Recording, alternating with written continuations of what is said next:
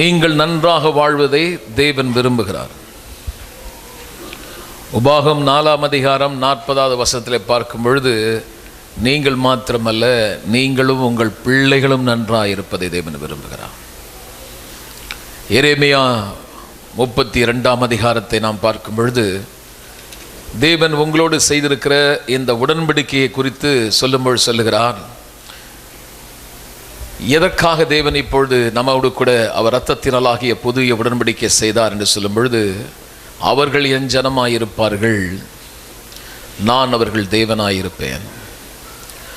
அவர்கள் தங்களுக்கும் தங்கள் பின்னடியாருக்கும் தங்கள் பிள்ளைகளுக்கும் நன்மை உண்டாகும்படி சகல நாட்களிலும் எனக்கு பயப்படும்படி அவர்களுக்கு ஒரே இருதயத்தையும் ஒரே வழியும் கட்டளையிட்டு அவர்களுக்கு நன்மை செய்யும்படி நான் அவர்களை விட்டு பின்வாங்குவதில்லை என்கிற நித்திய உடன்படிக்கையை அவர்களோட பண்ணி அவர்களை என்னை விட்டு அகன்று போகாதபடி எனக்கு பயப்படும் பயத்தை அவர்கள் இருதயத்தில் வைத்து அவர்களுக்கு நன்மை செய்யும்படி.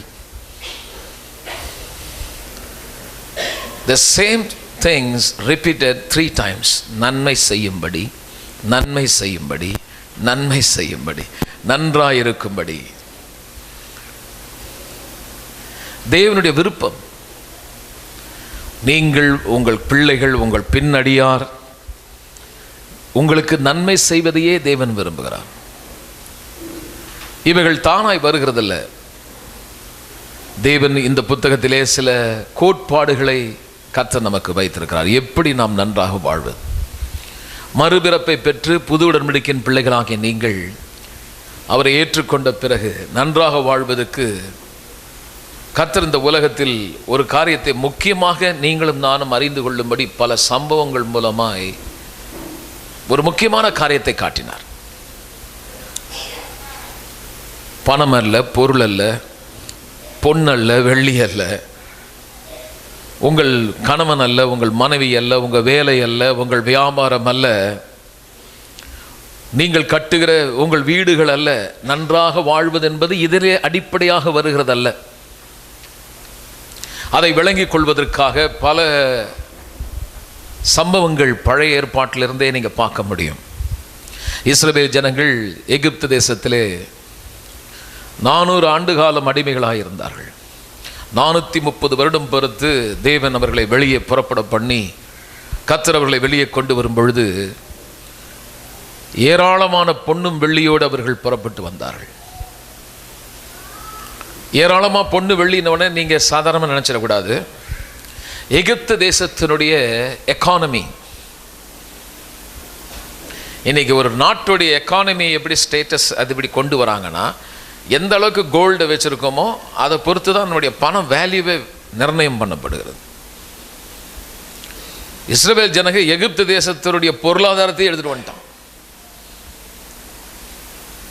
செங்கடலை கர்த்தர் பிளந்து வெளியே கொண்டு வரார் பாருங்க. நேராக அவங்க எங்கே கொண்டு போனார்னா பாலைவனத்துக்கு கொண்டு போயிட்டார். கையில் பொண்ணு இருக்கு, ஒரு தேசத்தினுடைய பொருளாதாரமே கையில் வச்சுருக்காங்க. ஏராளமாக ஆடு மாடு ஒட்டகம் எல்லாம் வச்சுருக்கான்.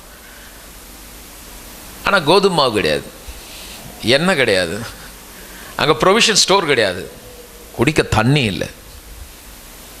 இப்போ அவங்க வச்சிருக்கிற பொருள் எதுவுமே அவங்களுக்கு வாழ்வு கொடுக்க முடியாது என்பதை காட்டினார்.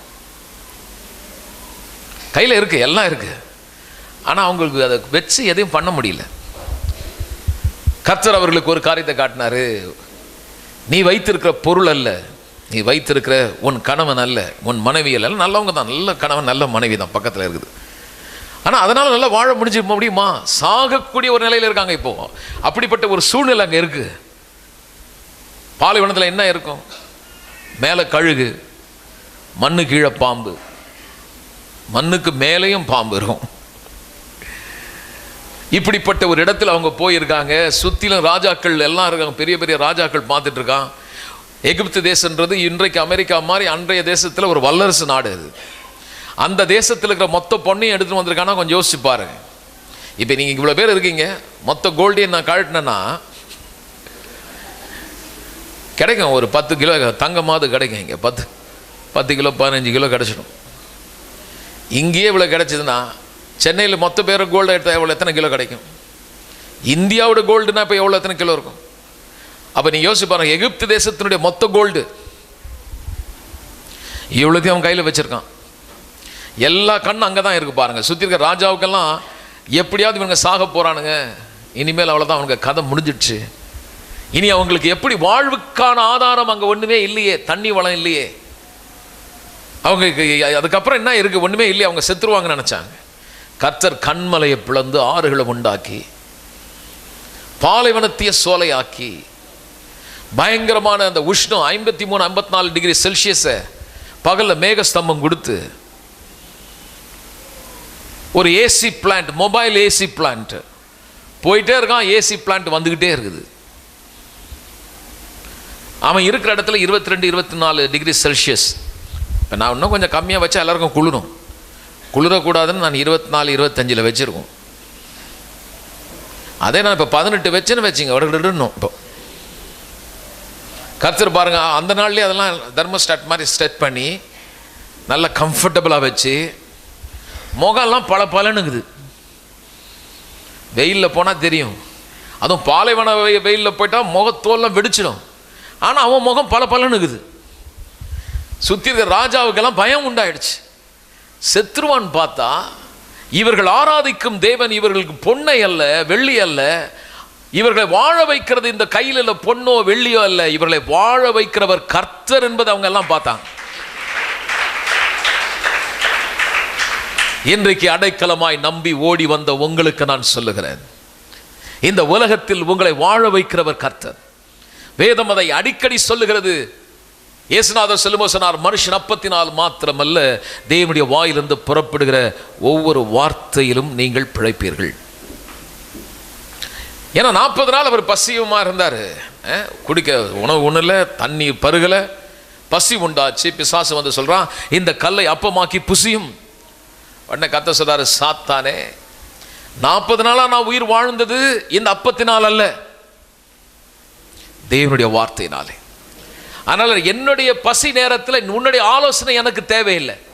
என்னுடைய பசி நேரத்திலே என்னை வாழ வைப்பது இந்த உணவு அல்ல, என்னுடைய தேவையின் நேரங்களிலே என்னை வாழ வைக்கிறவர் கர்த்தர்.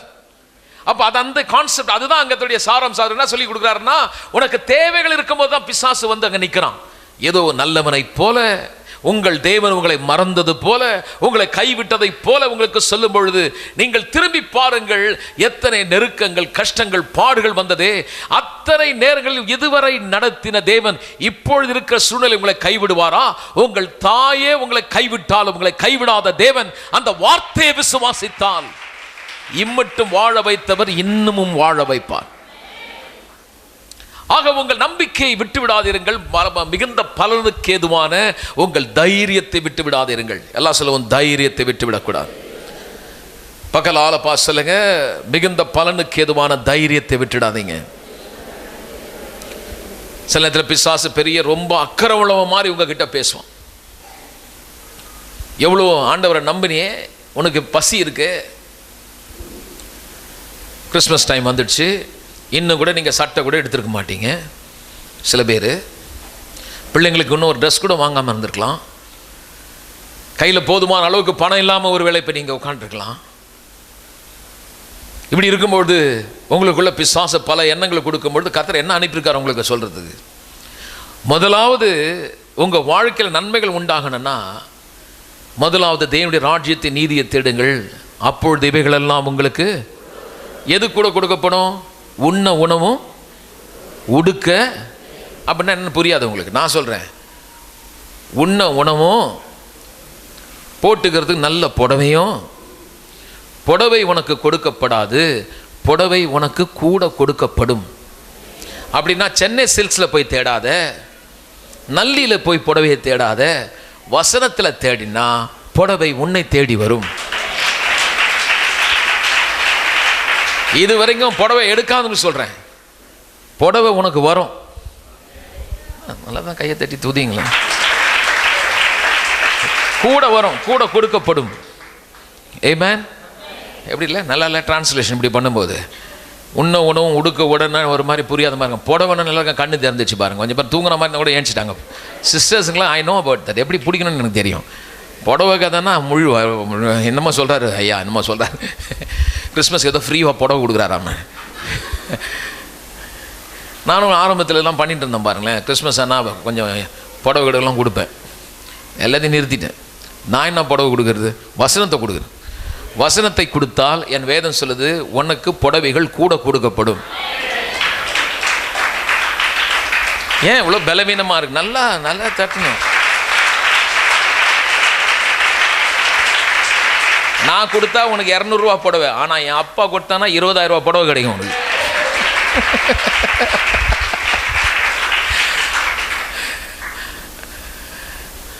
நான் உங்களுக்கு ஆதாரம் அல்ல. Sometimes the people, they think like that. When poor people, when they come to church, they think the pastor will give something to us. It's not so. If at all, if he can give it to you, he will give only 150 rupees saree to you, or else he will give it 300 rupees saree. That's all. That's what he can do. But if you seek him, first thing you have to do, he said, first seek ye first the kingdom of God and his righteousness, and all these things shall be added. What all these things? I am telling you, saree ma, புடவை, புடவைகள் உனக்கு கூட கொடுக்கப்படும். நல்ல December மாதம் கிறிஸ்மஸ்க்கு என்ன மாதிரி செய்தியை கொடுக்குறோம் பாரு உனக்கு. முதலாவது தேவனுடைய ராஜ்யம், தேவனுடைய நீதியை, தேவனுடைய வார்த்தை. அதனால கதை சொல்ல, வார்த்தையை கவனி, வார்த்தையை கவனி.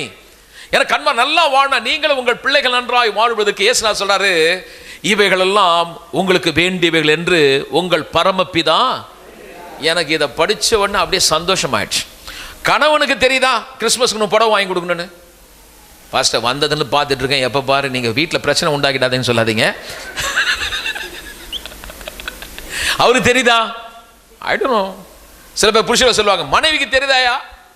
எனக்கு தெரியாது. உன் கணவனுக்கு தெரியுதா? மனைவிக்கு தெரியுதா? உனக்கு சட்டை இருக்கா? சட்டை இல்லையா?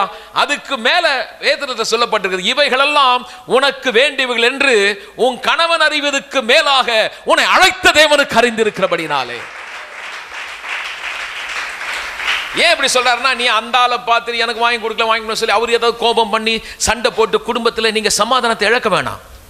கண்டிப்பா வரும். கர்த்தரை தேடினால், வசனத்தை தேடினா இந்த வாரத்திலே ஒரு அற்புதம் நடக்கும் பாருங்க.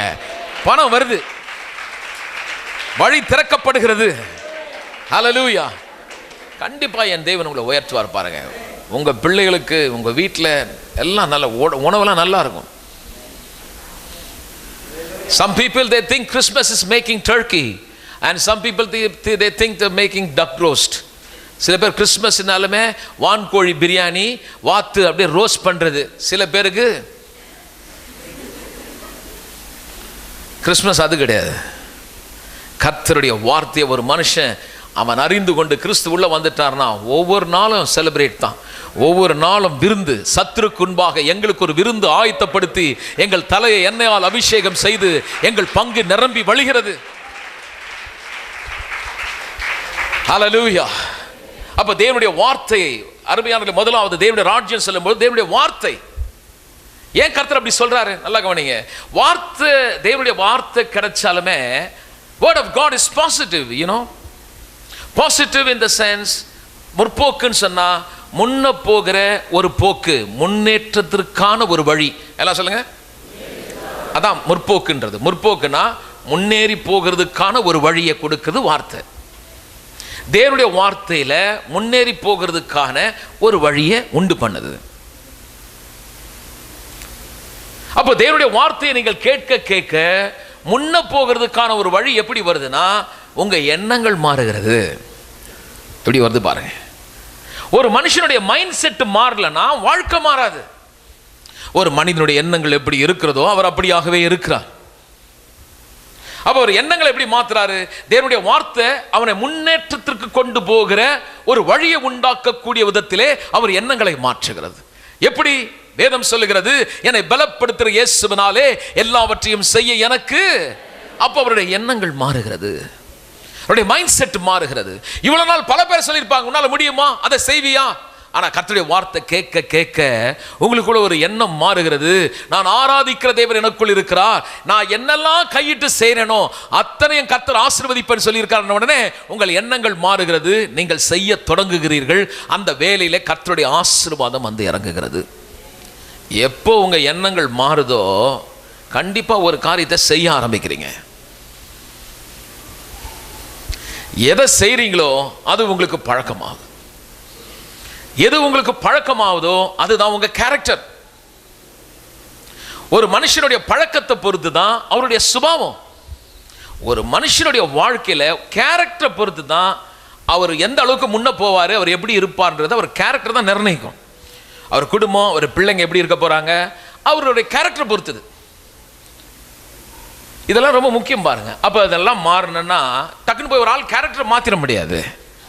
அது படிப்படியாக தான் காட்டிட்டு வரேன். வார்த்தை, எண்ணங்கள், செயல்கள், தீர்மானம், அப்புறம் செயல்கள், அப்புறம் பழக்கம், அப்புறம் சுபாவம், இப்போ முடிவு. எல்லாம் சொல்லுவோம்.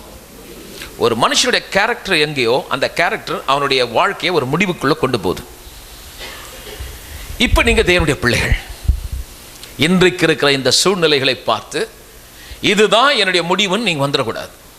இன்னைக்கு ஒருவேளை பணம் இல்லாமல் இருக்கலாம், நீங்கள் ஒருவேளை வேலை இழந்திருக்கலாம், ஒருவேளை உன் கணவன் உன்னை விட்டு போயிருக்கலாம், உங்க குடும்பம் ஒருவேளை உடைக்கப்பட்டிருக்கலாம், அநேக பாடுகள், கஷ்டங்கள், 4 பேர் முன்னாடி தலை குனிஞ்சு நிற்கக்கூடிய ஒரு நிலைமை உண்டா இருக்கலாம். உடனே பிசாசு உங்களை பார்த்து உன் தலையெழுத்து இவ்வளவுதான், நீ இந்த முடிவு, இதுதான் உனக்கு முடிவு, போய் தற்கொலை பண்ணிக்கன்னு சொல்லலாம்.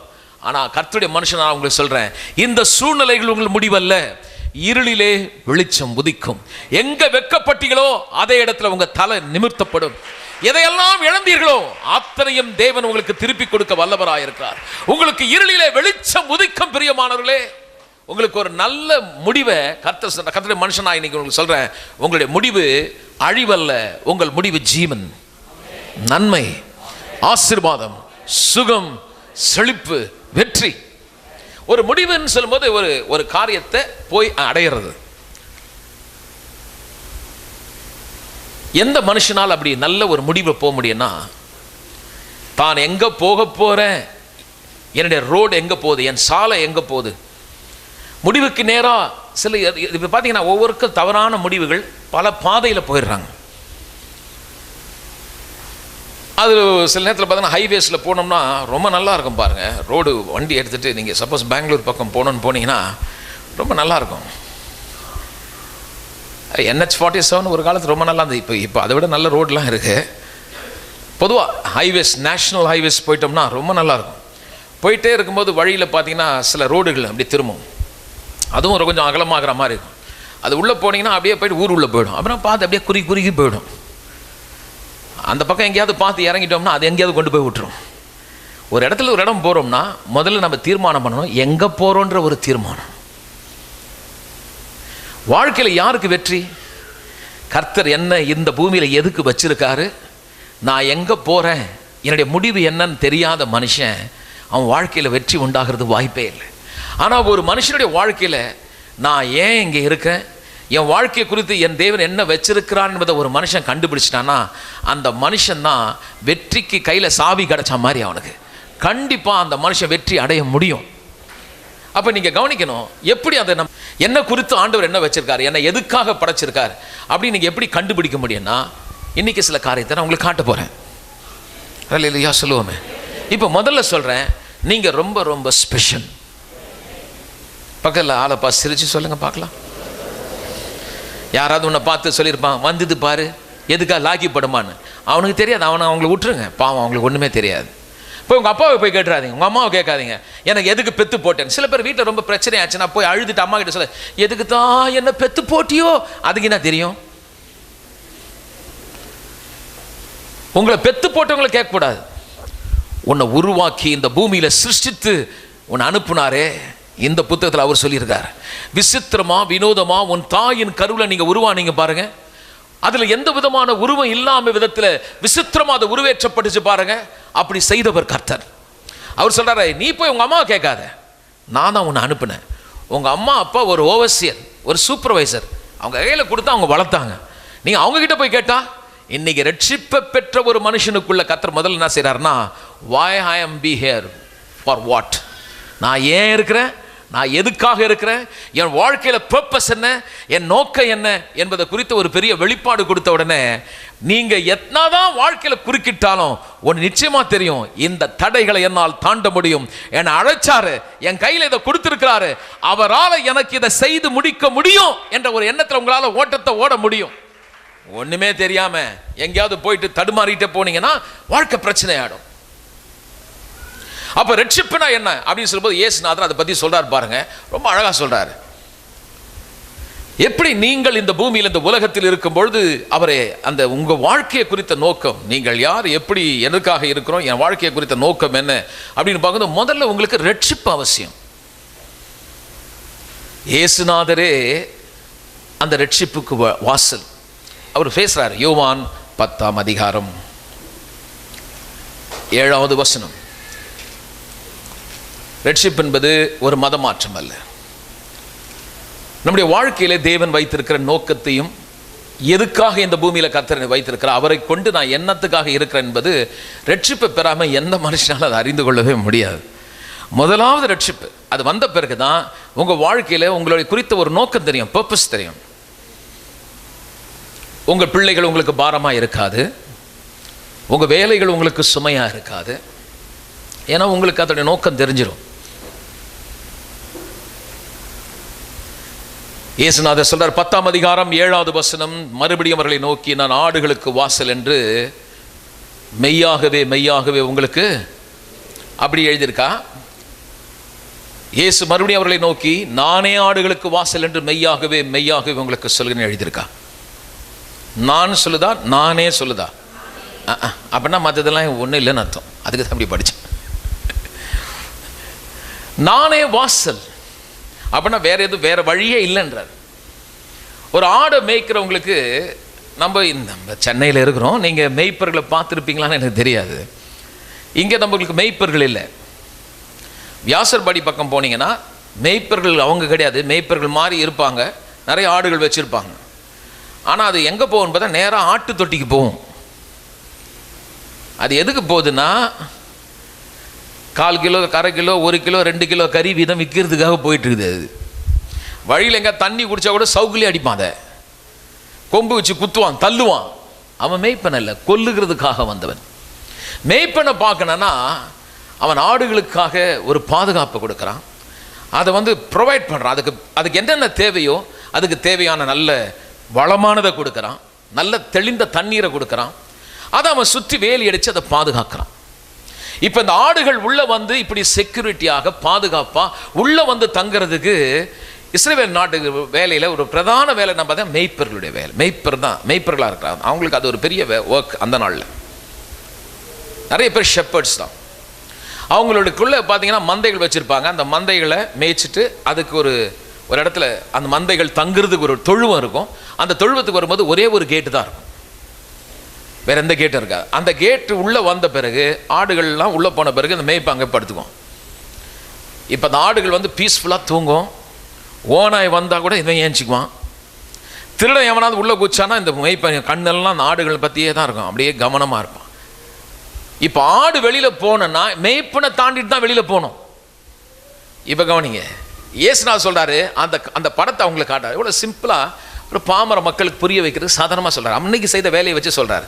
இந்த ஆடுக்கு எப்படி மேய்ப்பன் எவ்வளோ பாதுகாப்பு கொடுத்து, ஓநாய்கள் அழிக்காமல், திருடர்கள் திருடிட்டு போகாமல், அது உயிருக்கு எவ்வளோ ஒரு ப்ரொடெக்ஷன் கொடுக்குறானோ, அந்த வாசல் அது வழியாக அந்த வாசல் வழியாக தான் அது உள்ளே போகும்போது அதுக்கு ஒரு பெரிய பாதுகாப்பு. இனி அது வெளியில் வர்றதுக்கு யாரும் உள்ளே நுழைய முடியாது. வெளியில் போனாலும் மேய்ப்பனை தாண்டி தான் போகணும். அந்த ஆடுக்கு ஃபுல் பாதுகாப்பு எப்படி இருக்குது, அது போல இயேசுநாதர் சொல்கிறாரு, ஒருவன் எனக்குள்ளே வந்தால் அவனுக்கு ரட்சிப்பு வருது. எப்படின்னா, பழைய ஏற்பாட்டு காலத்தில் பார்த்தீங்கன்னா இந்த ரட்சிப்பை உடனே அடுத்த வசனமே அவர் சொல்லாரு, உள்ளே பிரவேசிக்க. அந்த 7வது வசனம் சொல்லிட்டு அடுத்த வசனம் சொல்லும்போது சொல்றாரு பாருங்க, அதை அப்படியே மாத்துறாரு பாருங்க. எனக்கு முன்னே வந்தவர்கள் கல்லர்கள், கொள்ளைக்காரர்கள், ஆடுகள் அவர்களுக்கு செவி கொடுக்கவில்லை. நானே வாசல். என் வழியாய் ஒருவன் உள்ளே பிரவேசித்தால் ரட்சிக்கப்படுவான். ஆடு கதையை பேசிட்டு இப்ப ரட்சிப்பை பத்தி பேசுறார். இப்ப சொல்றாரு, எனக்குள்ளே ஒருவன் பிரவேசித்தால். அப்ப அவர் சொல்ற, நான் தான் வாசல். இந்த ரட்சிப்புக்கு அல்லது இந்த பரிபூர்ணமான ஒரு வாழ்வுக்கு, நிறைவான பூரணமான சம்பூர்ணமான ஒரு நிறைந்து வழிகிற மோர் தென் எனஃப், போதுமானதுக்கு அதிகமான ஒரு வாழ்வை நீங்க பெறணும்னா இயேசுநாதர் சொல்றாரு, அதுக்கு வழியே நான் தான், எனக்குள்ள வந்தாதான் உனக்கு அப்படிப்பட்ட வாழ்க்கை உண்டாகின்றார். அதை எப்படி காட்டினார்னா, இஸ்ரவேல் ஜனங்களுக்கு பழைய ஏற்பாட்டு காலத்தில் இஸ்ரவேல் ஜனங்க அடிமைகளாக இருந்தாங்க. கர்த்தர் அற்புதமா விடுதலை செய்து அவங்க வெளியே கொண்டு வந்தார். செங்கடலை ரெண்டா பிளந்தார் பாருங்க. சபையார் இல்லையா சொல்லுங்க, கொஞ்சம் இமேஜின் பண்ணி பாருங்க, கற்பனையில் நினைச்சு பாருங்க. கடல் ரெண்டா பிளந்துச்சு, ஜனங்க அது நடுவில் நடந்துட்டு போறாங்க. இங்கிருந்து நான் சிலோனு கொண்டு போறதுக்காக கடலையே பிளந்துட்டு வாங்க உள்ள போகலான்னா எத்தனை பேர் வருவோம்? நமக்கே பயமா இருக்கும். பாஸ்டர் நீங்க வேணா போங்க அப்படின்னு. ஏன்னா அது தண்ணி நிற்குது, பெரிய பெரிய சொரா அப்படி போகும், பார்க்கும்போது பயம் உண்டாயிடும் பாருங்க. ஆனால் இஸ்ரவேல் ஜனங்க அந்த தண்ணி நிற்குது, உள்ள கடந்து வந்து கர்த்தரை துதிச்சிட்டே வந்தாங்க.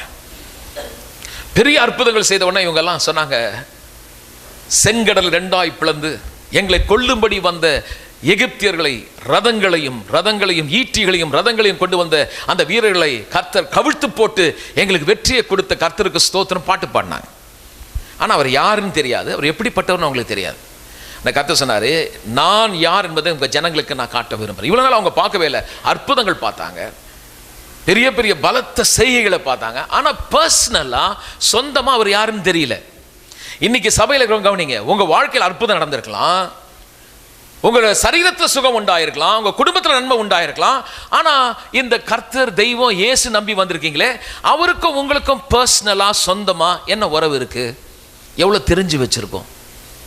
இப்போ இஸ்ரவேல் ஜனங்களிட கர்த்தர் சொன்னாரு, எனக்கும் அவங்களுக்கும் ஒரு உறவை நான் காட்ட போறேன். நான் யாருன்னு அவங்களுக்கு தெரியாதனால கர்த்தர் சொன்னாரு, நான் உங்களுக்கு இன்ட்ரோடியூஸ் பண்றேன், நீ வான்னு சொல்லி மோசையை கூப்பிட்டுட்டு கர்த்தர் ஒரு கற்பலகையில் 10 கட்டளை எழுதி கையில் கொடுத்தார். இதை வாங்கி படித்து ஜனங்களுக்கு அவன் சொல்லும் பொழுது முதல் தடவையாக ஜனங்களுக்கு இப்போ ஒரு இன்ஃபர்மேஷன் கிடைக்குது. அதில் அவன் படிக்கிறான், களவு செய்யாதே, கொலை செய்யாதிருப்பாயாக, மோகப்பாவம் செய்யாதிருப்பாயாக, இச்சியாதிருப்பாயாக, விபச்சாரம் செய்யாத, விக்கிரக ஆராதனை செய்யாத, இப்படி வரிசையாக கர்த்தர் கட்டளையை கொடுத்தார். கொடுத்த உடனே இப்போ இவங்களுக்கு முதல்ல என்ன தெரிஞ்சதுன்னா, தாங்கள் ஆராதிக்கும் தேவன் பரிசுத்தம் தெரிஞ்சிடுச்சு. எங்களை பலத்த செய்கையை கொண்டு வெளியே கொண்டு வந்தாரே, இப்போ அவரை பற்றி எங்களுக்கு படிக்கும்போது என்ன தெரியுதுன்னா, எங்கள் தேவன் பரிசுத்தர். ரெண்டாவது அந்த வார்த்தையை படிக்க படிக்க அவங்களுக்கு என்ன அறிவு வந்ததுன்னா, தாங்கள் பாவிகள், அசுத்தன். இவர்கள் தேவன் பரிசுத்தர், ஆனால் இவர்கள் அசுத்தர். இவர்கள் தேவன் ஒளியில் இருக்கிறாரு, ஆனால் இவர்களோட இருளில் இருக்கிறாங்க. எப்படி ரெண்டு பேரும் ஒன்னா வருது? இப்ப கர்த்தர் காட்டினாரு, நான் பரிசுத்தரா இருந்தாலும், ஒருவேளை நீங்கள் அசுத்தரா இருந்தாலும், நான் ஒளியிலே இருந்தாலும், உங்கள் மனம் இருளடைந்து உங்கள் ஆவியிலே நீங்கள் செத்து போனவர்களாக இருந்தாலும், நான் உங்களை விட்டு விடாதபடி உங்களுக்கு எனக்கும் உறவை நான் ஏற்படுத்த போறேன். இல்லையா சொல்லுவாமே, என்ன ஒரு இது பாருங்க, ஒளிய இருள சேராது. ஆனா கர்த்தர் சொல்றாரு, இப்ப நான் உங்களுடைய வாழ்க்கையில ஒரு வழியை வச்சிருக்கேன். சேரவே முடியாத அந்த நிலையிலே, தள்ளப்பட்ட நிலையிலே, நம்பிக்கற்ற சூழ்நிலையிலே உங்களுக்கு ஒரு எதிர்காலம் உண்டு என்பதை, அல்லது நீங்கள் இடத்துல வரும்படியான வழியே இல்லாத இடத்திலே உங்களுக்காக நான் ஒரு வழியை, ஒரு பிளான் ஒன்று வச்சிருக்கேன்னு சொல்லி கர்த்தர் சொன்னாரு, ஆசரிப்பு கூடாரத்தை செய்யுங்க. அவரே பிளான் கொடுக்கிறார். அந்த ஆசரிப்பு கூடாரத்தை சொன்னாரு, ஒரே ஒரு கேட், ஒரே ஒரு வழி. இப்ப சொல்றாரு, நீ உள்ள வா. அந்த உள்ள வரும்போது உட்புற வாசல், அதுக்கு வெளிப்புற வாசல், உட்புற ஒரு வாசல், உள்ள ஒரு பரிசு, வெளியில பரிசு ஸ்தலம், உள்ள மகா பரிசு ஸ்தலம்.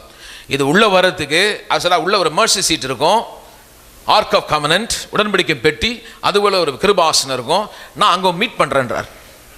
உள்ள வரணும்னா சும்மா வந்துட முடியாது, ஒரு கேட்டு தான். அந்த கேட்டு உள்ள வரணும்னா, யாரும் எப்படிப்பட்ட உள்ள வரணும்னா, முதல்ல பாவத்துக்கு பதிலாக ஒரு பரிகாரம் செய்துட்டு வரணும்னார். பக்கத்தில் சொல்லுங்க, கவனிங்க, நல்லா கொஞ்சம் கவனிங்க. அசுத்தமான மனுஷன் எப்படி அவர்கிட்ட வர்றதுன்னு சொல்லும்போது சொல்றாரு, நான் தேவன், நான் நீதியின் தேவன். நீ செய்த பாவத்துக்கு கண்டிப்பா உன்னை கொல்லணும். ஆனா உன்னை கொல்ல முடியல, ஏன்னா நீ என்னுடைய மக, என்னுடைய பிள்ளை. உன்னை கொல்றதுக்கு பதிலா என்னுடைய கோபத்தை, உன்னுடைய ஆக்கினையை, நீ செய்த அந்த கோபத்தை, செய்த பாவத்திற்கான ஆக்கினையை, அந்த தண்டனையை உன்மேல செலுத்தாம ஒரு மிருகத்தை கொண்டு வா, பழுதற்றதை கொண்டு வா, அது மேல எல்லாத்தையும் செலுத்திட்டு அதை கொல்லு. அது சாகடிக்கப்பட்ட ரத்தம் சிந்தும் பொழுது நீ இது மரிக்கிறது மூலமாய் நீ ஜீவனை பெறுவாய். இப்ப இயேசுநாதர் சொல்றாரு, உள்ள வரணும்னா நானே வாசல், 10வது வசனம் சொல்றாரு, நானும் உங்களுக்கு ஜீவன் கொடுக்கவும் அந்த ஜீவன். இப்ப அந்த ஆசரிப்பு கூடாரத்தை கனெக்ட் பண்றாரு. நீங்க பாத்தீங்கல்ல, அந்த பரிசுத்த ஸ்தலத்துக்குள்ளே நுழையும் பொழுது நீங்கள் சாக வேண்டிய நிலையிலே சாகாதபடி உங்களுக்கு பதிலாக ஒரு ஜீவன் கொடுக்கப்பட்டதே, ஒரு மிருகத்தின் ஜீவன் கொடுக்கப்பட்டதே. அதே போல நான் இந்த உலகத்தில் வந்தது எதுக்கென்றால், சாக வேண்டிய நீங்கள் உங்க பாவத்திற்காக தண்டிக்கப்பட்டு வறுமையிலும் துன்பத்திலும் வியாதியிலும் தீமையிலும் எல்லா விதமான கஷ்டத்தை அனுபவித்து சாக வேண்டிய நீங்கள், உங்களுக்கு பதிலாக உங்க பாவத்தை, உங்கள் சாபத்தை, உங்கள் கர்மத்தை என் மேல் ஏற்றுக்கொண்டு என் ஜீவனை உங்களுக்கு கொடுத்து அந்த ஜீவனாலே குறைவில்லாத நிறைவான சம்பூர்ணமான ஏராளமான தாராளமான வாழ்வை கொடுக்க வந்தேன். ஆமென். இயேசுநாதர் வந்தது அதுக்குதான். என்ன எல்லாமே உனக்கு வழியே இல்லை என்றார்.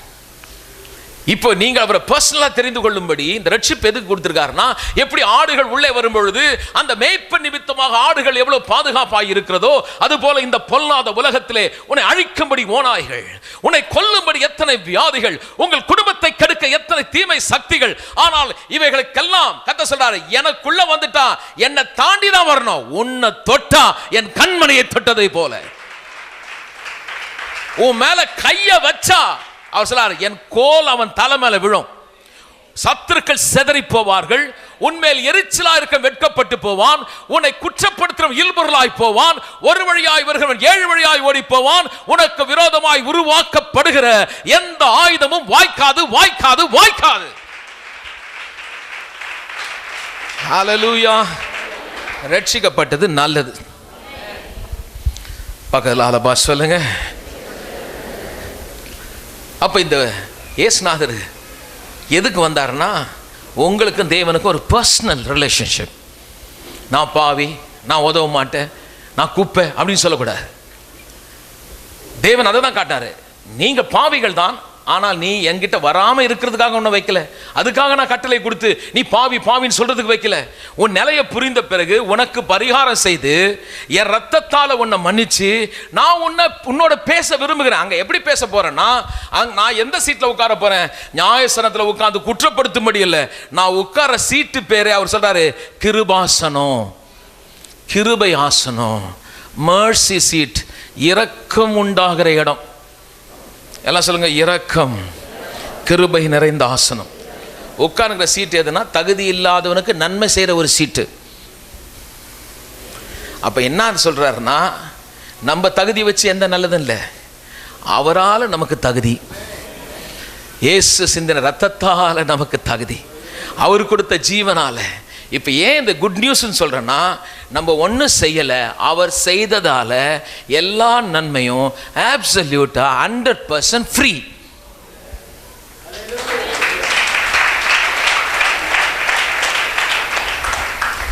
எப்பவுமே ஃப்ரீனாலுமே எதுவுமே நல்லா இருக்காது பாருங்க. ஆனால் இவர் கொடுக்குற ஃப்ரீ ஏன் ஃப்ரீயாக கொடுத்தாருன்னா, மட்டமானது சீப்புனால கொடுக்கல. இது நீ காசு கொடுத்து வாங்க முடியாது. பொண்ணை கொடுத்தாலும் கிடைக்காது, வெள்ளியை கொடுத்தாலும் கிடைக்காது. இந்த உலகத்தில் இருக்கிற ஒட்டு மொத்தமாகவே கொண்டு போய் என் பாவத்து பரிகாரமாக இதெல்லாம் கொடுக்குறேன்னு சொல்லி கோல்டை டன்னா நிறுத்தினால கத்த சொல்ற, அதெல்லாம் என் கண்ணு முன்னாடி குப்பையாக இருக்குது, நீ விலை கொடுத்து வாங்க முடியாதனால உன் மேலே இறக்கப்பட்டு நீ வாங்க முடியல என்ற நிலைய பரிதாப உணர்ச்சியப்பட்டு இரக்கத்தை காட்டி ஃப்ரீயாக உனக்கு நான் கொடுக்குறேன். ரொம்ப ரொம்ப விலையேற பெற்றது. பகல் ஆலப்பா சொல்லுங்க. சில பேர் நினைப்பேன், நான் என்ன அப்படி பாவம் செய்த என்னை வந்து பாவி பாவின்னுகிறாருன்னு. நீங்கள் பாவம் செய்தீங்களா, நீங்கள் பாவம் செய்யலையான்னு முக்கியம் இல்லை. ஆனால் நீங்கள் எல்லாருமே பாவிகள், நானும் பாவிகளாக இருந்தோம். பயப்படாதீங்க, என்ன அப்படி ஒரு மாதிரி பேசுகிறாருன்னு. மாங்காய் செடியெல்லாம் சாப்பிட்டு போட்டோம். மே மாதம் போட்டு நல்லா சாப்பிட்டாச்சு. ஜூன் மாதம் வரைக்கும் சாப்பிட்டு முடித்தோம். இப்போ ரோட்டில் அப்படியே எங்கேயாவது போய் பாருங்கள், தோட்டம் பின்னாடி போய் பாருங்கள், எப்படியாவது 2 மாங்காய் செடியாவது அங்கே முளைச்சிருக்கும். இருக்கா இல்லையா? தோட்டத்து பின்னாடி போனால் பார்த்தா தெரியும். எங்கள் வீட்டில் தோட்டம் இல்லைன்னா பரவாயில்ல விடுங்க, ஏதோ ஒரு இடத்துல ஒரு மாங்காய் செடி வந்திருக்குது, கொட்டையிலேருந்து 2 இலை விட்டுச்சுப்பா. அது என்ன மரம்னு சொல்லுவீங்க? என்ன செடின்னு சொல்லுவீங்க? கொய்யா செடியா? கொய்யா செடியா? சத்தமாக சொல்லுங்க. சாப்பிட்டீங்களா? சத்தமாக சொல்லுங்க. அது மாங்காய் காய்ச்சுதான். மாங்காய் காய்க்காம என்ன செடின்னு சொல்றோம்? ஒன்னும் காய் கொடுக்கல. காய் கொடுக்காம 2 இலை விடும் போதே மாஞ்செடின்னு சொன்னோமே, அதே மாதிரி நீங்க பாவம் செய்யாம அம்மா வயிற்றுல பிறந்து 2 இலை விடுறதுக்கு முன்னாடியே உங்க பேரு பாவின்னு வேதம் சொல்லுது. ஏன்னா அந்த வித்து மாங்காய் வித்திலிருந்து வந்ததுனால மாங்காய். அதே போல ஒரு ஆதாம் என்ற ஒரு மனுஷன் செய்த வித்தினாலே நாம் 2 இலை விட்டு வந்ததுனாலே ஆதாமின் பாவத்தினாலே நாம் எல்லாரும் பாவிகள் என்று சொல்லுகிறது. இப்ப புரிஞ்சு போச்சு எல்லாருக்கும். நம்ம செய்தமா செய்யலையான்றது முக்கியம் அல்ல, அந்த வித்து அந்த சுபாவம் விட்டா செய்வோம். பேசாம இருக்கிறாங்க பாரு, தெரியும் நான் என்ன சொல்றேன். செய்யலைன்னா செய்ய முடியும், பட் செய்யலை, அவ்வளோதான் விஷயம். ஆனால் உள்ளே இருக்குது. அது எப்படின்னா மாங்காய் செடி தான், மாங்காய் காய்க்கலாம் ஆனால் காய்க்கல, ஆனால் அது மாங்காய் செடி தான்.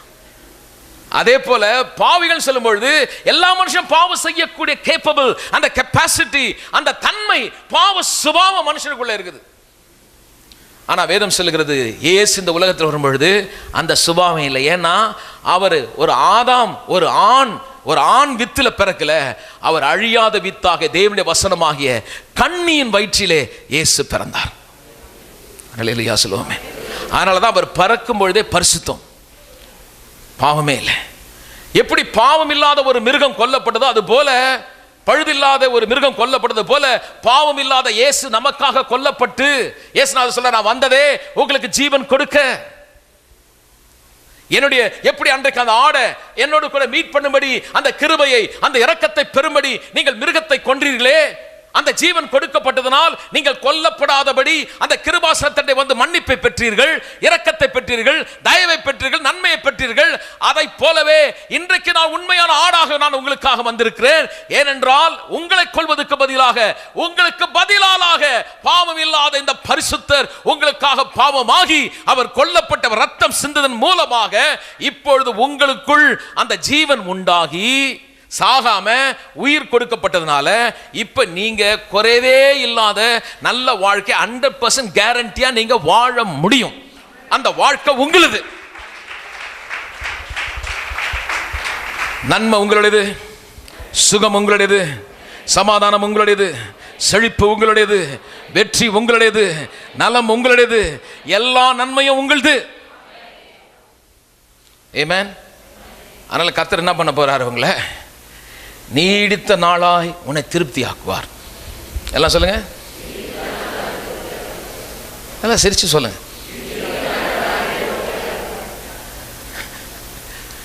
ரொம்ப நாள் உயிர் வாழ்றதுனாலுமே நிறைய பேருக்கு பிடிக்கிறது இல்லை. ஒரு ஆள் கொஞ்சம் ஒரு 60 வயசு 70 வயசு பரவாயில்லமா இருமா, இன்னும் ஒரு 50 வருஷம் இருங்கன்னு சொல்லுங்களேன். இன்னும் 50 வருஷம் இன்னும் வாழ்ந்தாங்க, என்ன இருக்குதே போதும், நானே போயிடலான்னு இருக்கம்மா. ஏன் அவங்க அப்படி பேசுறாங்க? திருப்தி ஆகல. 70 ஆண்டு காலம் இந்த பூமியிலே வாழ்ந்தவர்கள் திருப்தி அடையலை. திருப்திகரமான ஒரு வாழ்வை அவங்க அனுபவிக்கவே இல்லை. ஆனா நல்லா கவனிங்க, இயேசுநாதர் இந்த ரட்சிப்பை கொடுத்தது மூலமா என்ன சொல்றாருன்னா, உன்னுடைய வாழ்க்கை இனிமேல் எப்படி இருக்குன்னா, நீடித்த நாளா உன்னை திருப்தியாக்கி நீ எப்படி இருப்பனா, பாட்டனாயி பாட்டன் பூட்டனாயி உன் பிள்ளை, உன் பிள்ளையோட பிள்ளை, அந்த பிள்ளைய நீ பார்க்கணும். கூட சந்தோஷமாக எடுத்துக்க மாட்டீங்க. என்னதுக்கு பாஸ் நாங்கள் செத்து போகிறோம், இது ஆண்டவர் வராருன்றாங்க, நாங்கள் புறப்பட்டு போகலான்னு நீங்கள் வேறு இருன்னு இருக்கிறீங்க. இப்போ வரோம் பாருங்க பாயிண்ட். எதுக்கு இருக்க சொல்கிறேன்? என்ன வேலையை நீங்கள் முடிச்சிங்க? ரட்சிக்கப்பட்டேன், இயேசுவை ஏற்றுக்கொண்டேன், என்ன செய்திருக்கிறோம்? ஏன் கர்த்தர் உங்களை வச்சிருக்கிறார்? ரட்சிக்கப்பட்ட பிறகு உடனே உங்களை எடுத்துகிட்டு போயிருக்கலாமே. ஏன் கர்த்தர் உங்களை என்னையும் வச்சிருக்காரு? நீங்கள் உங்கள் வீட்டில் உங்களுக்கு பிள்ளைகளை கர்த்தர் கொடுத்து, ஒரு கணவனை கொடுத்து, ஒரு மனைவியை கொடுத்து உங்கள் வீட்டில் வச்சுருக்காருன்னா அதில் ஒரு நோக்கம் இருக்குது இல்லையா? அதை நிறைவேற்றணும். வருங்காலத்தில் உங்கள் பிள்ளைகள், பெற்றோர்கள் கவனிங்க, உங்கள் கையில் அவர்கள் பலவான் கையில் உள்ள ஒரு அம்பு. நல்லா சொல்லுங்கள், பலவான் கையில் உள்ள ஒரு அன்பு. நல்லா சொல்லுங்களேன். பெற்றோர்கள் அப்போ யார்? வசனத்தை அப்படி படிக்கும்போது புரிஞ்சுக்கணும், டக்குன்னு பதில் கொடுத்தா நல்லாயிருக்கும். பலவான் கையில் உள்ள அன்புனா யாரு? பலவான். அப்பா அம்மாலாம் யாரு? பிள்ளைய பற்றி நான் ரொம்ப வீக் ஆகிட்டேங்கன்றான். ஆனால் வேதம் சொல்லுது நீ பலவான். அம்புன்னு உடனே நம்ம போய் கடையில் போவோம் பாருங்க, கடையில் போய் வாங்குவாங்க அம்பு. அங்கே போனீங்கன்னா அந்த ஸ்போர்ட்ஸ் கடைங்கள்லாம் வச்சுருப்பான், ஏரோ பாவன் ஏரோ அது வச்சுருப்பான். பார்த்தீங்கன்னா ரொம்ப அழகாக இருக்கும், எல்லாம் ரெடிமேடாக இருக்கும், நல்லா ஷார்ப் பண்ணி. ஆனால் பழைய ஏற்பாட்டு காலத்தில் அப்படிலாம் கிடையாது. அந்த காலத்தில் ராஜா காலத்தில் அம்பு எப்படி தயார் பண்ணுவாங்கன்னா, காட்டில் போய் ஒரு கிளையில் எடுத்து அது இப்படி கோணையாக இருக்கும், அதெல்லாம் எடுத்து வெட்டி அந்த கொம்பு கோணையாகிற கொம்பை ஸ்ட்ரைட் ஆக்கி அதை ஷார்ப் பண்ணுறான். இப்போ உங்கள் பிள்ளைகளை உங்களுக்கு கொடுத்துருக்கிறாரு, கோணையாகிற பிள்ளைய ஸ்ட்ரைட் ஆக்கி, மழங்கி இருக்கிற பிள்ளைய ஷார்ப்பாக்கி. ஊரில் இருக்கிறவங்கலாம் மக்கு மக்கு நீ எதுக்கு இருக்கிற, நீ தான் ஷார்ப் பண்ணோம், ஷார்ப் பண்ண வேண்டிய ஆளியா உட்காந்து மக்காகுது. மக்காக்குன்னு என்ன அர்த்தம்? நான் தான் ஒன்றுமே படிக்கலையாண்ணா. படிக்கிறதுக்கும் அதுக்கும் சம்மந்தம் கிடையாது. படித்தவனும் அறிவாளியாக இருந்திருந்தானாக்கா இன்றைக்கி எங்கேயோ போயிட்டு இருக்கணும். எத்தனை அறிவாளிகள், படித்த அறிவாளிகள் தூக்கு போட்டு சேர்த்துருக்கிறான். எத்தனை படித்தவர்கள் அறிவாளிகள் பேங்கை திருடி இருக்கிறார்கள். எத்தனை படித்த அறிவார்கள் இந்தியாவுடைய எக்கானமியை திருடி இருக்கிறார்கள். ரோட்டில் இருக்க ஒரு திருடன் திருடுறதை விட படித்தவன் நிறையா திருடி இருக்கிறான். பாருங்க எப்படி வருது, என்னெல்லாம் சொல்ல வேண்டியது பாருங்க. அரசியல் பேச நினச்சிக்காதீங்க. அதனால் படிக்கிறது வேற, படிக்காதது முக்கியம் இல்லை. கர்த்தருடைய பிள்ளைகள் நல்லா, உங்கள் பிள்ளைகள் இன்னைக்கு கத்த சொல்றாரு, நீ ரட்சிக்கப்பட்டு இப்போ நான் உன் கையில் ஒரு பொறுப்பு கொடுத்த, உன்னுடைய டெஸ்டினி என்ன, உன் முடிவு என்ன, உன் வாழ்க்கையில் நான் உன்னை குறித்து வைத்திருக்க சித்தம் என்ன, ஒண்ணுமே இல்லை நினைக்காதீங்க. கர்த்தர் உங்களை ஒரு நோக்கத்தோடு வைத்திருக்கிறார். முதல்ல சொன்ன பெற்றோர்களே, நீங்கள் பலவான்கள். உங்க கையில உங்க பிள்ளைகளை நீங்க உங்க பிள்ளைய ஸ்ட்ரைட் ஆக்க முடியும். எவ்வளவுதான் கோணையா இருந்தாலும், வாலிப வயதுல என் பையன் கையை விட்டு போயிட்டான் பாஸ்டர், சரியா இல்லைன்னு சொல்லி உட்கார்ந்து இருக்காதீங்க. நான் சொல்லுகிறேன், நீங்கள் திறமை உள்ளவர்கள், பலன் உள்ளவர்கள். நீங்க உங்க கையில இருக்குது பிள்ளைங்க. யார் கையில இருக்குது? உங்க கைன்னு சொல்லும்போது சாதாரண கையில, பலவான்கள் நீங்க. எல்லாம் சொல்லுங்க, பெற்றோர்கள் நல்லா சொல்லுங்க, இன்னொரு தடவை சொல்லுங்க. பலவான் கையில் அம்பு எதுக்கு கொடுத்துருக்குது? அழகு பார்க்கறதுக்கா?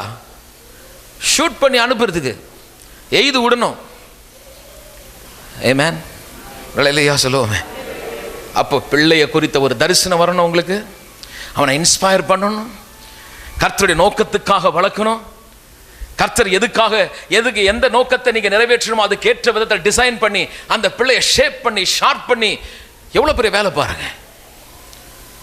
சில பேர் நடக்கிறாங்க, பிள்ளைங்க அதை பெற்றுட்டா அது என்னம்மா, நம்ம என்னம்மா அதில் வளர்க்குறதுல ஒரு பெரிய இதாம்மா, பிள்ளைய பெற்று போட்டோம்னா அது பாட்டு வளர்ந்துட போகுது. ஆனால் ஆடா மாடாது, பிள்ளையெல்லாம் வளர்க்குறது கிடையாது, பிள்ளைய ட்ரெயின் பண்ணணும். ஆடு மாடு கிடையாது, கோழி கிடையாது, அது வளர்த்து எடுக்கிறதுக்கு பிள்ளைகளை பயிற்சி பண்ணணும். அப்போ பெற்றோர்களுக்கு ஒரு தரிசனம் இருக்கணும். உங்களால் முடியும், நீங்கள் தான் எய்து விடணும். அவங்க மிசைல் மாதிரி ஒரு டார்கெட் பண்ணி, கர்த்தர் பிள்ளை நீங்கள் ஜெபம் பண்ணி, ஆண்டவரே என் பிள்ளையை நான் வளர்க்குறேன் உங்கள் நோக்கத்துக்காக. வருங்காலத்தில் இவன் நியாயஸ்தானத்தில் போய் உட்காரக்கூடிய ஒரு ஜட்ஜாக இருக்கணும், ஒரு பெரிய இன்ஜினியராக இருக்கணும். ஆண்டவரே வருங்காலத்தில் ஒரு நல்ல ப்ரொஃபஷனல் லெக்சரராக, ஒரு ஜியாலஜிஸ்டாக, ஒரு சயின்டிஸ்டாக, ஒரு டாக்டராக, ஆண்டவரே ஒரு ஊழியக்காரனாக. எதுவுமே நீங்கள் பண்ணாமல் இருந்தால், இப்போ நான் சொல்கிறேன் கேளுங்க, எனக்கு எதுவும் இல்லையா, நீங்கள் என்னென்னமோ சொல்கிறீங்க, எனக்கு ஒன்றும் தெரியாதுன்னா உங்கள் பிள்ளை உங்கள் வீட்லேயே இருக்காது. உன் பிள்ளைய அவன் அம்பாக்கி அவன் எய்து விட்டுருவான். நல்லா கவனிங்க. நீங்கள் செய்யலைன்னா இன்னொருத்தர் செய்திருவாங்க. பக்கத்தால் பசங்க கவனிங்கன்னு. நீங்கள் அந்த அம்பை எடுத்து அந்த பிள்ளைய ஸ்ட்ரைட் பண்ணி ஷார்ப் பண்ணி நீங்கள் எய்து விடலன்னா இன்னொருத்தர் எய்து விட்டுருவாங்க. அவன் தெருவில் போய் நிற்பான், அவங்க சொல்லி அவங்க அந்த ஷார்ப் பண்ணி தப்பான காரியத்தில் தப்பான எண்ணத்தில் அவனை இன்ஸ்பயர் பண்ணி எய்து விட்டுருவாங்க. அது அம்பு ஒரு பக்கம் தப்பாக போயிடுச்சுன்னா, ஒரு ஆள் மாரில் போய் குத்திடுச்சுன்னா, குத்துனா குத்துன்னு தான். இப்படிலாம் ஆவன் தெரியாதியா எனக்கு, நீங்கள் ஏதாவது ஜோம் பண்ணிங்கன்னா இப்போ வந்திருக்கேன்னு சொன்னால் நான் என்ன பண்ணுறது? சில பேர் அப்படி தான் எல்லாம் நடந்து முடிச்சுட்டு கடைசியாக வரும் உங்கள் கோயிலுக்கு, எல்லாம் முடிஞ்சிட்டு இருக்கும். ஏதாவது ஒரு மேஜிக் பண்ணுவாரா? ஐயா கொஞ்சம் என்ன கூட எடுத்து வந்திருக்கேன், ஜோம் பண்ணி மந்திரிச்சு கொடுங்கயா, சீக்கிரமா சீக்கிரமா இப்போ ஏதாவது நடக்குமா? அதனால தான் வேத சொல்லுது, சபை கூடி வரதுல விட்டுறாதே. நீ எதுக்கு கர்த்தர் சொல்றாரு? உங்களுக்கு ஒரு நல்ல முடிவு, நல்ல ஒரு எதிர்காலம், ஆசீர்வாதமாய் உன் ஜாதி ஜனலாம் கையை எடுத்து வாயில பொத்திட்டு நீங்கள் ஆராதிக்கிற தெய்வத்தை போல ஒரு தெய்வம் இல்லை என்று சொல்லத்தக்க விதத்திலே அநேக நன்மைகளை உங்கள் கண்கள் காணணும். ஆமென். நீங்க எய்து விடலைன்னா இன்னொருத்தன் எய்துருவான்னு. நீங்க எய்தா, நீங்க டார்கெட் பண்ணி அனுப்புனா நீங்க அவனை பயன்படுத்த மாட்டீங்க, அன்புல செய்வீங்க. ஏன்னா உங்க பிள்ளைகளை நீங்க அன்பு செலுத்துறீங்க. ஆனா உங்க கம்பெனிக்கார உங்க பிள்ளை மேல அன்பா இருக்க மாட்டான். இந்த பிள்ளை வீட்டை விட்டு வெளியில போச்சுன்னா யாரும் உங்க பிள்ளை மேல அன்பா யூஸ் பண்ணிக்குவாங்க. They will try to use you. Whether you go to college, whether you go to company, whether you go to wherever you, they will use all your talents and they will suck it and they will throw it out. ஆனா பெற்றோர்கள் அப்படி அல்ல. அவங்களுக்கு கர்த்தர் கொடுத்திருக்கார் பாருங்க, ஒரு Burton, ஒரு தாகம், ஒரு விஷன். ஒரு கதை சொல்றாரு, நான் உனக்கு ஒரு பெரிய பொறுப்பை கொடுத்திருக்கேன். உன் பிள்ளைகளை நீ வளர்க்கும் போது ஏதோ விதமாய் வளர்க்கிறதல்ல, தலைமுறையா நல்லா இருக்கணும்னா ஆரம்பத்திலே பெற்றோர்களே உங்க உள்ளத்தில் தேவனுடைய வசனம் இருக்கணும். கர்த்தருடைய வார்த்தை, தேவ பயத்துல கர்த்தருடைய வசனத்தை சொல்லி தேவனை ஆராதிக்க நீங்க கற்றுக் கொடுங்கள். எப்படி நீங்க வீட்டுல ஆராதிக்க சொல்லி கொடுக்குறீங்களோ அப்படிதான் பிள்ளைங்க சபையில வந்து ஆராதிப்பாங்க. புரிஞ்ச வராமன்னு சொல்லுவோம். வீட்டில் நம்ம ஆராதிக்கலன்னா பிள்ளைங்க சபையில் வந்துட்டு, அம்மா முறுக்கு எட்டு நினைக்கிறியா, இது என்ன மெரினா பீச்சா, இது கோயிலுக்கு கூட்டின்னு வராங்க. இங்கே எல்லாம் போன பிறகு பெருக்கி எடுப்பாங்க பாருங்க, குர்குரே 14 பாக்கெட் இருக்கும், பிஸ்கெட் பாக்கெட்டு, அந்த பாக்கெட்டு எல்லாம் தின்ன வேண்டியது, அங்கேயே போட வேண்டியது. அங்கே நான் வச்சு பாஸ்டர் அதுலேருந்து பெருக்கி தள்ளிட்டு வரல. ஆராதிக்க வந்திருக்கணும். I'm telling you, I'm not joking here. I'm serious. உங்கள் குடும்பம் நல்லா இருக்கணும். வீட்டில் நீங்கள் பிள்ளைகளுக்கு ஆராதிக்க கற்றுக் கொடுங்க. காலை ஏஞ்சவன சொல்லுங்க, பைபிளை படிக்க சொல்லுங்க, ஜெபிக்க கற்றுக் கொடுங்க, பாட சொல்லுங்க. குடும்ப ஜெபத்தில் பையனை ஜெபம் பண்ண வைங்க. அவோ எதுக்காக? நீங்களும் உங்கள் பிள்ளைகள் நன்றாய் இருப்பதற்காக. ஒவ்வொரு நாளும் நன்மைகள் உங்களை தொடரணும், ஆசீர்வாதங்கள் உங்களை தொடரணும். அப்ப நீங்க உங்களுக்கு ஒரு பெரிய வேலை கொடுத்திருக்காரு பாருங்க, ஒரு பெரிய பர்பஸ். கர்த்தர் உங்க பிள்ளைகளை தேவனுடைய ராஜ்யத்துக்கு நேராக ஏது விடுங்க. தேவனை ஆராதிக்க கற்றுக் கொடுங்க, அன்பா இருக்க கற்றுக் கொடுங்க, பொலைட்டா பேச கற்றுக் கொடுங்க. பிள்ளைங்க சின்ன வயசுல பேச ஆரம்பிக்கும், பார்த்துருக்கீங்களா? அப்படியே கொஞ்சம் வரும், இவ்வளோ சைஸ் இப்படி எழுமும். அப்புறம் பேசுனா கலகலகலன்னு ஓன்னு சத்தம் போட்டு பேசும். உடனே அம்மா அங்கே உட்காந்து, என்ன அழகாக பேசுகிறோம், ஐயோ ஐயோ நான் டான் டான் டான் பெரியமா மாதிரியே பேசுதுமா, அந்தம்மா மாதிரி சத்தமாக பேசுதுன்னு சின்னதுலேயே சொல்லி கொடுக்கணும். பொம்பளை பசங்க ரொம்ப சத்தமாக பேசாத, கொஞ்சம் அமைதியாக பேசு, இதெல்லாம் சொல்லி கொடுக்கணும். பாரு, சில பேர் பேசுனாங்கன்னா இங்கே பேசினா 4வது வீட்டு கேட்கும். சில பேர் ஃபோன் பண்ணுவாங்க பாருங்க, சொல்லுப்பா அண்ணன் பையன் அதே மாதிரி பேசுவான் பாருங்க. இதெல்லாம் நம்ம கற்றுக்கிடணும். டிசிப்ளின் எல்லாமே தேவை. சரி, நமக்கு ஒரு பர்பஸ் இருக்குது. நம்முடைய வாழ்க்கையில் எல்லா விதம் நல்லா இருக்கணும். ஆமென். சண்டை போடுறது, ஜெபம் பண்ணுவாங்க சில பேர், ஸ்தோத்திரம் ஸ்தோத்திரம் ஆண்டவரே, பாருடி மீன் கிட்ட பொரிச்சிச்சான்னு பார்த்துக்க, அல்லேலூயா ஸ்தோத்திரம். இந்த மாதிரிலாம் ஜெபம் இல்லை பாருங்க. தேவனை ஆராதிக்கிறவர்களாய் மாறுங்கள், ஆவியோடும் உண்மையோடும் கர்த்தரை துதியுங்கள். சில பேர் ஜெபம் பண்ணாங்கன்னா அது தமாஷா இருக்கும். ஜெபம் பண்ணி ஸ்தோத்திரம் ஆண்டவர் அந்நிய பாஷை வேற பேசிட்டு யாரோ வந்திருக்க மாதிரி கதவு திறந்துட்டு விட்டுருவாடி, ஸ்தோத்திரம் கர்த்தாவே ஹல்லேலூயா. வந்தவொடனே இன்னும் கொஞ்சம் ஹல்லேலூயா ஸ்தோத்திரம் ஸ்தோத்திரம். ரொம்ப அதிகமாக ஜெபம் பண்ணுறாங்க. என்னம்மா எப்போ வந்த? நான் பார்த்தேன் சிஸ்டர், நீங்கள் வந்தது எனக்கு தெரியும், ஆனால் ஜெபம் பண்ணி ஏஞ்சி தான் வர முடியல. சொல்கிறேன், நீங்கள் ஜெபம் பண்ணுங்க, ஆனால் உண்மையாய் செய்யுங்கள். எத்தனை மணி நேரம் பண்ணுறோம், நல்ல உண்மையாய் கர்த்தரை ஆராதிக்க தொடங்குங்கள். Worship him from depth of your heart. ரெட்ஷிப் என்பது நல்லா கவனிங்க. ஏதோ வெளிப்புறமாக எவ்வளோ காரியத்தை செய்தோம், ஆனால் உள்ளத்திலேருந்து நீங்கள் ஆண்டவரே உம்மை ஆராதிக்கிறேன்னு சொல்லும் பொழுது உங்கள் உள்ளத்திலேருந்து வரட்டும். நமக்காக உயிரையே கொடுத்தாரு, தன் ஜீவனையே கொடுத்தாரு. இன்னைக்கு நம்ம நல்லா இருக்கிறோம், நம்ம பிள்ளைங்க நல்லா இருக்காங்க, நல்ல சட்டையை போட்டிருக்கோம், நல்ல வீட்டில் வாழ்கிறோன்னா நான் சொல்லுகிறேன், இயேசு தன் உயிரையே கொடுத்ததுனால அல்லவா இன்றைக்கு நாம் நன்றாக இருக்கிறோம், சமாதானமாக இருக்கிறோம். துதியுங்கள், ஆராதியுங்கள். அப்ப நீங்க உங்கள் வாழ்க்கையில் ஒரு பெரிய பர்பஸ், ஒரு முதல் பிரைமா ஆரம்பத்திலேயே உங்களுக்கு கொடுக்கப்பட்ட முதலாவது நோக்கம் என்னன்னா, உங்க பிள்ளைகளை கர்த்தருக்கு பயப்படுற வழியில நடத்தணும். ஆமென். ஆராதிக்க கற்றுக் கொடுக்கணும், வேதத்தை படிக்க கற்றுக் கொடுக்கணும். ஒவ்வொருக்கும் ஒரு காரியத்தை கர்த்தர் கொடுத்திருக்கிறாரு. ஜெபிக்கிறவன் ஜெபிக்கட்டும், ஊழியம் செய்கிறவன் ஊழியம் செய்யட்டும், கொடுக்கிறவன் உதாரமாய் கொடுக்கிறவன் உதாரமாய் கொடுக்கட்டும். ஒவ்வொருத்தருக்கும் ஒரு விதமான ஊழியத்தை கொடுத்திருக்காரு. ஹல்லேலூயா சொல்லுவோமே. கொடுக்கறதுக்குனே கர்த்தர் சில பேரை வச்சிருக்காரு, சில பேர் ஜெபிக்கிறதுனே வச்சிருக்காரு. என் கையில் ஒன்றும் இல்லை பிரதர், நான் ஜெபம் பண்ணிக்கிறேன்னு சும்மா இந்த தமாஷ் ஜோக்கெலாம் அடிக்கூடாது. நீ அதுக்கு இல்லை, நீ எதுக்காக இருக்கன்னு முதல்ல கண்டுபிடிங்க. என் கையில் இல்லைன்றதுனால சொல்லாதீங்க. உங்களுக்கு விருப்பம் இருக்கா கொடுக்கணுன்னு ஜெபம் பண்ணி பாருங்க. நான் சொல்கிறேன், ஆயிரக்கணக்கான ஜனங்களுக்கு ஆசீர்வாதமாகும், பிஸ்னஸும் வீடு எல்லாமே ஆசீர்வாதமாகிடும். சும்மா ஜோக்கில் ஆட்சின்னு கூடாது. சொல்லுவாங்க எங்களை ஒன்றும் இல்லை பாஸ்டர், ஆனால் நான் ஜெபம் பண்ணிக்கிறேன் அப்படிலாம் சொல்லாதீங்க. ஜெபம் பண்ணுங்க, கையில் கொடுங்க. ஆண்டவரே கொடுக்கக்கூடிய அளவுக்கு என்ன ஆசீர்வதிங்கன்னு சொல்லுங்க. உண்மையாக உங்களுக்கு அதுதான் ஊழியமாக இருந்ததுன்னா நான் சொல்கிறேன், உன் வாய்க்கால் அப்படியே ஃப்ளட்டு மாதிரி வரும். ஏராளமாய் தாராளமாய் உன்னுடைய வாழ்க்கையில செல்வ திரட்சி பெருக்கெடுத்து ஓடுகிறத நீங்க பார்ப்பீங்க. ஆமென். ஜெபிக்கிறவன் எப்படி ஜெபிப்பான்? பரிந்து பேசுகிற விண்ணப்பத்தின் ஆவினாலே அவர்கள் ஜெபிப்பார்கள். அவங்களை ஜெபிக்கணும்னு சொல்ல வேணாம், அவர்கள் உள்ள ஆவியில் எப்போ ஜெபிச்சுக்கிட்டே இருப்பாங்க. அன்பு செலுத்தணும், இன்னும் அன்பு செலுத்தட்டும். ஆமென். அப்போ ஒவ்வொருடைய வாழ்க்கையில் ஒரு நோக்கம் இருக்குது, ஒரு பர்பஸ் இருக்குது. கர்த்தருடைய பிள்ளைகள் அதை தெரிஞ்ச உடனே சொல்லணும், ஆண்டவரே என் வாழ்க்கையில் நீங்கள் அழைச்சி வந்தீங்க, இந்த ஊழியத்தை, இந்த அழைப்பு எனக்கு இருக்குது, நான் என்ன அதை முடிக்கல, அதுக்கு நேராக போகிறேன்னு சொன்னீங்கன்னா, அந்த முடிவை நீங்கள் பார்த்துட்டிங்கன்னா, அந்த லக்கை நீங்கள் பார்த்துட்டிங்கன்னா, குறுக்க என்ன தான் வந்தாலும் எல்லாத்தையும் தள்ளை போட்டு தொடர்ந்து விசுவாசத்தில் உங்களால் உறுதியாக நீங்கள் ஓட முடியும். கண்டிப்பாக நீங்கள் வெற்றி எடுக்க முடியும். அப்போ உங்களுக்கு தேவை என்னன்னா, உங்களுக்கு நல்ல ஒரு தரிசனம், நல்ல ஒரு கனவு, வாழ்க்கையில் என் ஆண்டவர் என்னை எதுக்காக வைத்திருக்கிறார் என்ற ஒரு தரிசனம் உங்களுக்கு தேவை. நீங்கள் விசேஷமானவர்கள். பக்கத்தில் சொல்லுங்க, ரொம்ப விசேஷமானவர்கள். அதனால் நீங்கள் தான் இந்த வேலையை செய்ய முடியும். பாருங்கள், இந்த பூமியிலேயே கர்த்தர் உங்களை ஒரு யூனிக்காக ஒரு தனித்தன்மையை கொடுத்துருக்காரு. எனக்கு டேலண்ட் இல்லை, எனக்கு ஒன்றும் இல்லை, நான் சாதாரண ஆள் சொல்லாதீங்க. இருக்கிறதே நீங்கள் இருக்கிற மாதிரி இன்னொரு ஆள் கிடையாது. அந்த அளவுக்கு உங்களுக்கு திறமை இருக்குது. ஆமென். நிறையா சொல்லிடுவேன் நான் சொல்ல போனேன். இப்போ சும்மா புரிய வைக்கணும்னா, 2 பேரும் ஒரே மீன் கடைக்கு போய்ட்டு குழம்பு செய்யுங்க, 2 பேரும் வீட்டில் அந்த கடையில் தான் வாங்கிட்டு வந்தீங்க. நீங்களும் அதே அளவுக்கு புளி மிளகா போட்டு என்ன நீங்கள் சொல்கிற மாதிரி அவங்களே செய்ய சொல்லுங்கள். 2 பேரும் உட்காந்து செய்யுங்க. 2 குழம்பும் கண்டிப்பாக வேறு டேஸ்ட்டாக தான் இருக்கும். அது எப்படி? அப்புறம் என்ன சொல்கிறோம்? கை கை கை அதான் கை பக்குவமாக கால் பக்குவம்லாம் தெரியாது. ஒவ்வொருத்தருக்கும் ஒரு யூனிக், ஒரு தனித்தன்மை இருக்குது.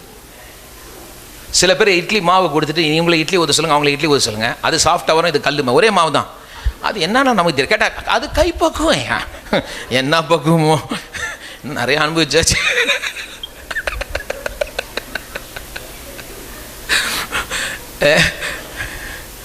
I'm trying to say something that God created you in such a uniqueness.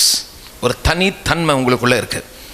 If you know that what it is and if you dig it more, find that, work on it. அதை கண்டுபிடிச்சு அந்த தாளத்தை அதிகமாக நீங்கள் செய்ய ஆரம்பிச்சிங்கன்னா, இந்த உலகத்தில் உங்களை மாதிரி ஒரு வெற்றி உள்ள ஒரு ஆள் யாருமே இருக்க முடியாது. வாக்கு பண்ணினவர் மாறினார், வாக்குத்தத்தம் நிறைவேற்றுவார். வாக்கு பண்ணினவர் மாறினார், வாக்குத்தத்தம் நிறைவேற்றுவார். வாக்கு பண்ணினவர் மாறினார், வாக்குத்தத்தம் நிறைவேற்றுவார். வாக்கு பண்ணினவர் மாறினார், வாக்குத்தத்தம் நிறைவேற்றுவார். சோர்ந்து போகாதே, சோர்ந்து போகாதே, சோர்ந்து போகாதே, உன்னை அழைத்தவர் உண்மையுள்ளவர். சோர்ந்து போகாதே, சோர்ந்து போகாதே, சோர்ந்து போகாதே, உன்னை அழைத்தவர் உண்மையுள்ளவர். அவர் மனிதர் அல்லவே, பொய் சொல்வதில்லை. அவர் உண்மையுள்ளவர், வாக்கு மறப்பதில்லை. அவர் மனிதர் அல்லவே, பொய் சொல்வதில்லை. அவர் உண்மையுள்ளவர், வாக்கு மறப்பதில்லை. வாக்கு தந்தவர் சிறந்தவர், சிறந்ததை தருபவர். ஏமாற்றம் எனக்கில்லையே.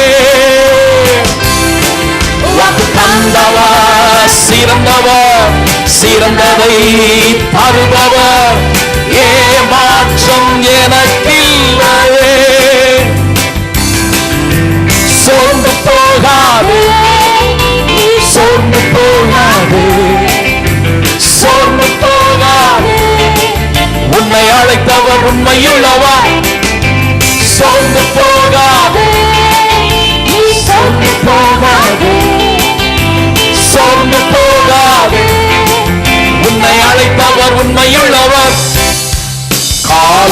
கடந்ததோ தாமதம் ஆனதோ வாக்கு தத்தங்கள் மீது நம்பிக்கை கலந்ததோ காலங்கள் கடந்ததோ தாமதம் ஆனதோ வாக்கு தத்தங்கள் மீது நம்பிக்கை கலந்ததோ வாக்கு தந்தவர் சிறந்தவர் சிறந்ததை தருபவர் ஏமாற்றம் நமக்கில்லையே வாக்கு தந்தவர் சிறந்தவர் சிறந்ததை தருபவர் ஏமாற்றம் நமக்கில்லையே சோர்ந்து போகாதே சோர்ந்து போகாதே உன்னை அழைப்பவர் உண்மையுள்ளவர் சோர்ந்து போகாதே சோர்ந்து போகாதே சோர்ந்து போகாதே உன்னை அழைத்தவர் உண்மையுள்ளவர் சோர்ந்து போகாதே சோர்ந்து போகாதே சோர்ந்து போகாதே உன்னை அழைத்தவர் உண்மையுள்ளவர் தாட்சி இல்லையே என் பங்கு நிறைந்தீடும்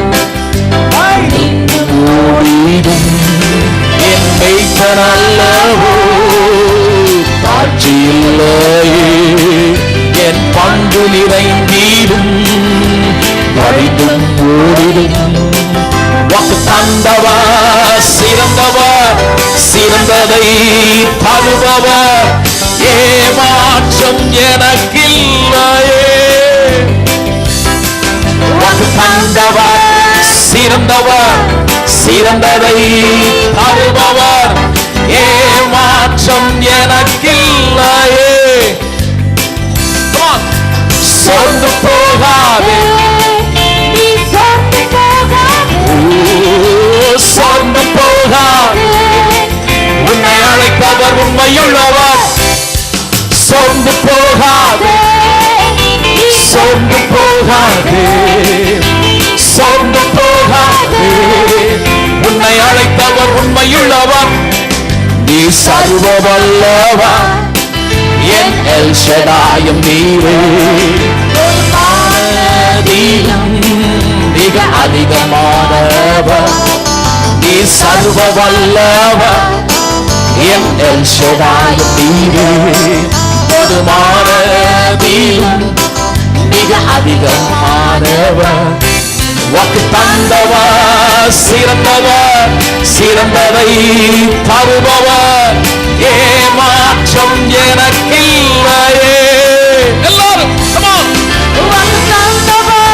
சிறந்தவர் சிறந்ததை தருபவர் ஏமாற்றம் எனக்கில்லையே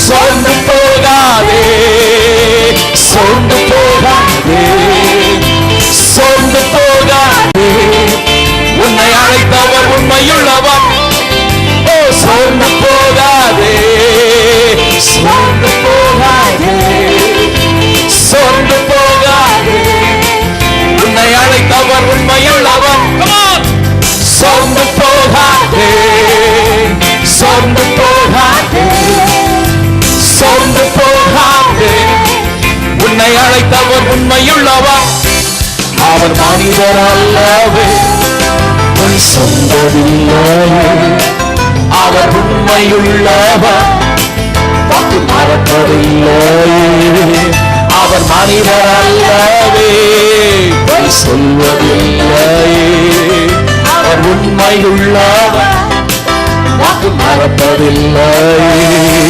வாக்கு தந்தவர் சிறந்தவர் சிறந்ததை தருபவர் ஏமாற்றம் எனக்கில்லையே தந்தவர் சிறந்தவர் சிறந்ததை தருபவர் ஏமாற்றம் எனக்கில்லையே சோர்ந்து போகாதே சோர்ந்து போகாதே சோர்ந்து போகாதே